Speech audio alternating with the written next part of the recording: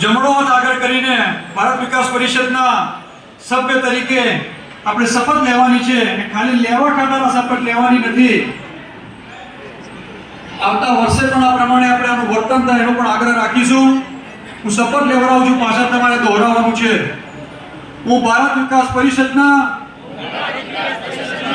સદસ્ય તરીકે આજીવન જોડાયેલો રહીશ. હું ભારત વિકાસ પરિષદના આદર્શોને મૂલ્યોને બરાબર સમજવા પ્રયત્ન કરીશ તથા સમજીને આ રાષ્ટ્રનું ઋણ ચૂકવવાનું છે તે સમજીને કામ કરીશ.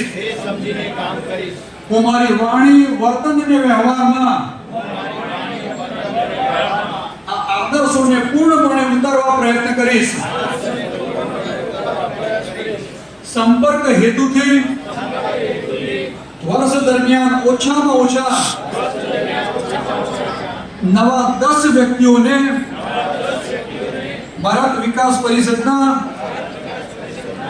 મૂલ્યો સમજાવીશ તથા સંસ્થામાં જોડાવા માટે પ્રયત્ન કરીશ.